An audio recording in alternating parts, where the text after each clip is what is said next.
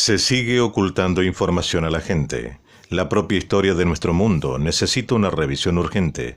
Los libros que poseemos adolecen de grandes errores y la información publicada es tergiversada e incompleta.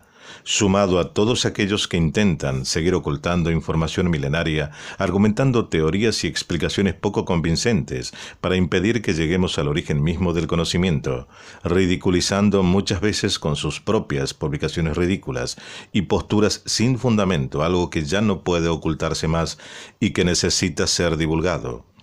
Ese es el tema que nos ocupa hoy. Nibiru, los Anunnakis y la creación del ser humano. Esto es Contacto con la Ciencia, programa de divulgación.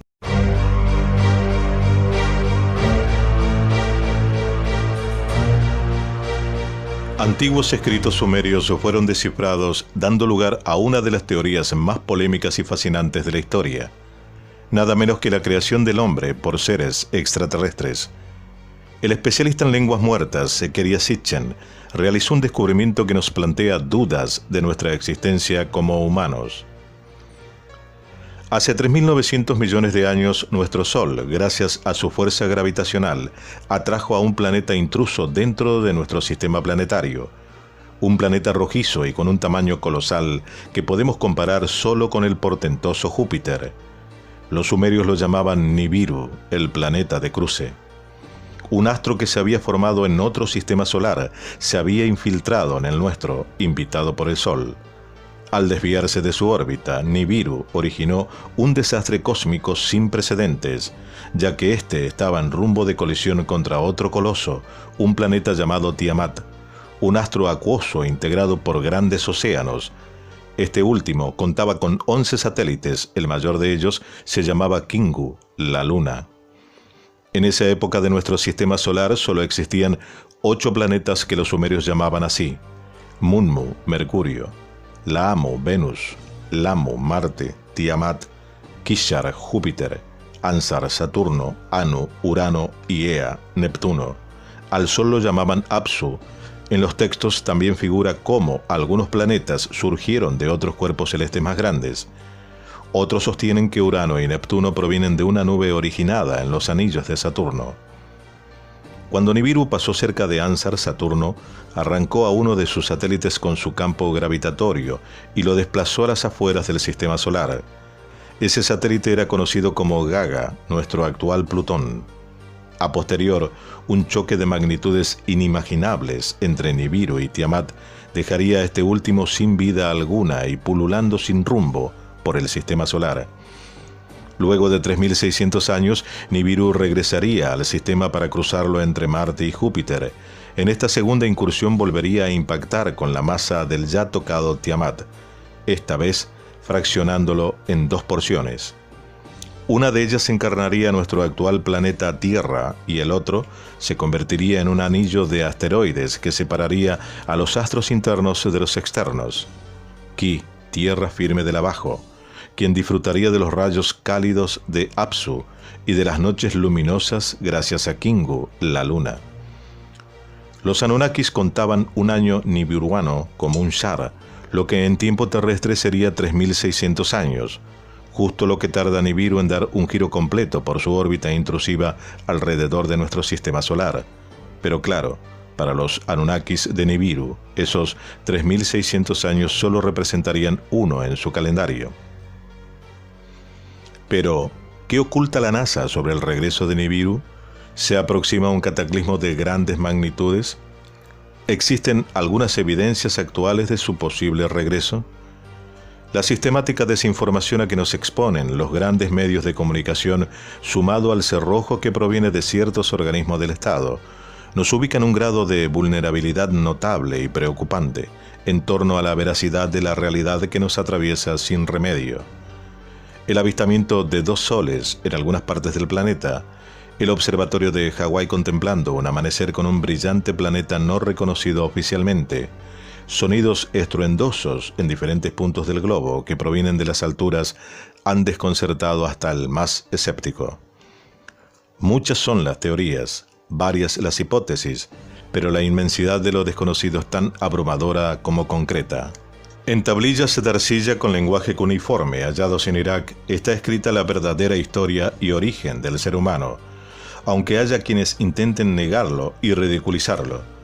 El especialista en lenguas muertas, Zecharia Sitchin, dedicó más de 30 años de su vida a la traducción de estas tablillas sumerias para publicar en 1976 su libro El duodécimo planeta.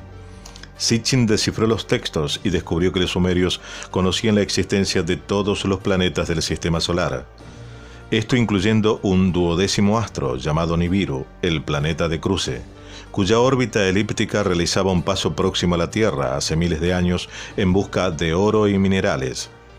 Distintas escrituras explicitan que gracias a su avanzada ingeniería genética fueron los que dieron origen a la raza humana. Esta es la historia ignorada por la ciencia oficial, porque aceptarla significaría la invalidez de la teoría evolucionista de Darwin, cuyas bases son indemostrables, pero que ciegamente son aceptadas por el sistema manipulado por las grandes potencias y grupos sectarios secretos y otros no tantos. Un principio basado en la manipulación para encubrir las evidencias de nuestros orígenes extraterrestres. Científicos y arqueólogos han arriesgado sus propias carreras para revelar la historia que nos ha sido vedada hasta ahora. La Sumeria, la cultura más antigua del mundo, ha brindado un importante número de textos y evidencias. Está en la apertura de cada persona a aceptar o no la teoría de quienes fueron los verdaderos creadores de la humanidad. Pero vayamos a la historia.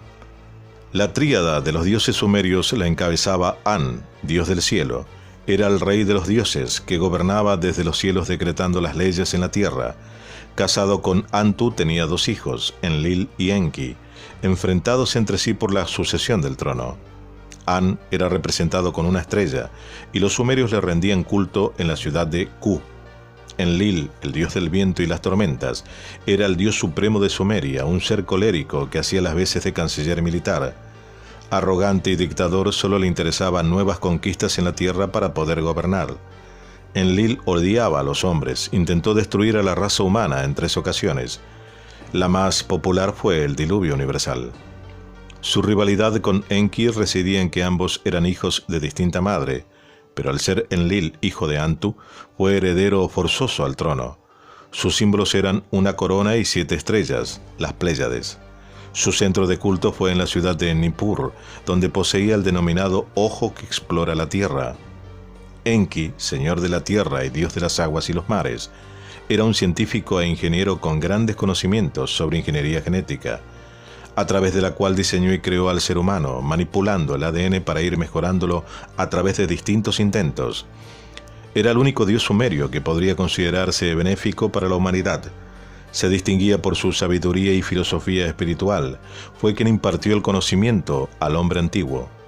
Ofreció sus enseñanzas en la agricultura, astronomía, astrología. Fue un gran ingeniero marítimo, capaz de manipular los cauces para abastecer a los pueblos sedientos.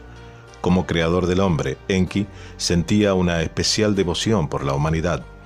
Sus intenciones y deseos se volcaron en mejorar la calidad de vida en la tierra. En más de una oportunidad, arriesgó su propia vida en pos de otros dioses que solo perseguían la devastación de la misma. La primera expedición Anunnaki que llegó a la Tierra, esto según las tablillas encontradas, estaba compuesto por 50 Anunnakis, liderados por Enki, enviado a la Tierra por su padre An. La idea de este viaje no era otra que establecer un puerto espacial en el Golfo Pérsico, para de esta manera construir una gran refinería para la extracción de oro y minerales. Los Anunnaki enfrentaban un grave problema en su ecosistema, en el planeta Nibiru. Los rayos del sol de su galaxia estaban causando estragos debido a su débil capa de ozono. Necesitaban el oro para su propia supervivencia.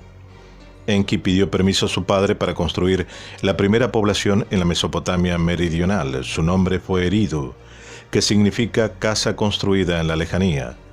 La primera expedición de extracción de oro falló. Enki regresó a Nibiru siendo Enlil ahora el encargado de intentarlo nuevamente. Esta vez fue en Apsu, la fuente primordial, quien en el norte de África recibiría en esta oportunidad a 600 Anunnakis.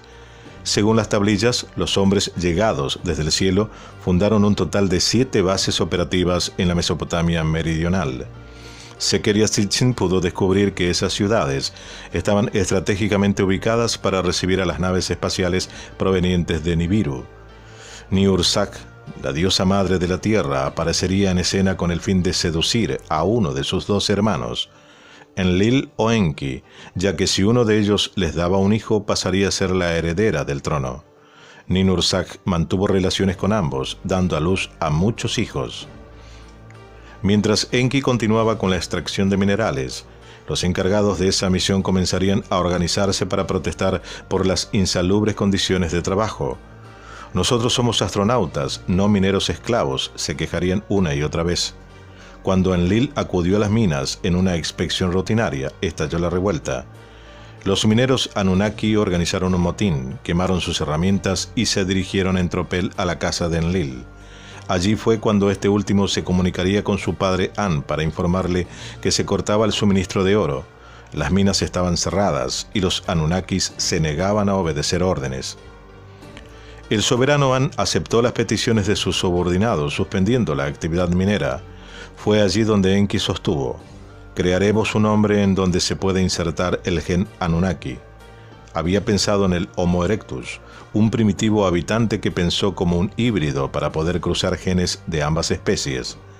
Fue allí donde alteró las leyes de la vida, desconociendo aún el final que podía tener dicho experimento. El Consejo aprobaría la iniciativa y argumentaría: crea un Lulu, esclavo primitivo, y deja que sufra el yugo de los Anunnakis, le dijeron. Se pusieron plazos muy cortos y junto a su hermana Ninurzak, especialista en genética, comenzarían a trabajar. Tomaron un homínido hembra para extraerle el óvulo y fecundarlo con el esperma de un joven Anunnaki. Una vez inseminado, fue reimplantado en una hembra Anunnaki. Repetirían el proceso con las denominadas diosas procreadoras, que darían hombres y mujeres con una capacidad mental muy limitada, algo que condicionaría el uso de herramientas correctamente. Es por ello que Enki se encerraría en su laboratorio de Eridu para perfeccionar al Homo sapiens. Hacerlo más longevo e inteligente era su meta. Para eso utilizó su propio semen. Allí nacería Adapa, al que los textos bíblicos definirían como Adán, quien contaba con la capacidad de reproducirse. Eso enfureció a Enlil, quien solo perseguía la idea del hombre como un sujeto de fuerza, sin razonamiento y sin la capacidad de tornarse numeroso. Los dioses se dejarían la explotación minera para enseñarles a cultivar campos, a recitar poesías y a danzar y cantar para ellos. Esto hasta que algunos hombres fueron ordenados sacerdotes, para que tengan su actividad dentro de los templos adorando a los dioses. Cada Anunnaki alimentaba su egocentrismo para poder ser venerado como un dios. Todo lo que sabemos de estos visitantes espaciales fue gracias al hallazgo de unas 25.000 tablillas de arcillas que relatan con detalles cómo esta civilización extraterrestre llegó a la Tierra hace más de 445.000 años, creando a un ser humano genéticamente hace unos 300.000 años. ¿Quiénes eran los Anunnakis? Sabemos que si bien eran considerados dioses, no lo eran medularmente, tampoco ángeles o demonios. Podemos definirlos como una civilización avanzada en torno a la física y a la tecnología, capaces de atravesar planos dimensionales y galaxias enteras. ¿Jesús era un descendiente Anunnaki? ¿Qué nos ocultó la Biblia? ¿Cuánto sabemos de nuestros orígenes como raza humana? De aceptar el mundo la teoría Anunnaki, se hubiera anulado el monoteísmo occidental, el control religioso sobre el Estado, se habrían encendido los prejuicios en la teoría de Darwin de la evolución, y se habría transformado completamente nuestra comprensión de nosotros mismos y nuestro lugar en el universo. Allí radicaría una de las tantas respuestas del por qué esta historia ha sido borrada, ninguneada, vapuleada, modificada y transformada en una novela casi mitológica.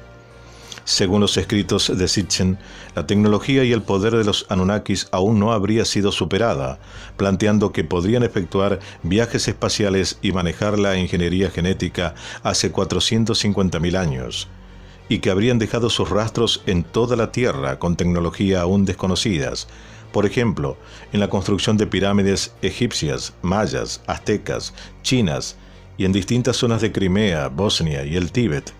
en el círculo megalítico de Stonehenge, en el puerto espacial de Baalbek, en las líneas de Nazca y en Machu Picchu. Las suposiciones de Sitchin, como era de esperar, han sido descartadas por algunos científicos, historiadores y arqueólogos, que están en desacuerdo con su traducción de textos antiguos. Equivocada en muchos casos, cuando no directamente inventada, dicen. Incluso agregan que tuvo una comprensión errónea de la física. Aunque cuando se les preguntan a estas personas por las pruebas en su contra, solo se encogen de hombros.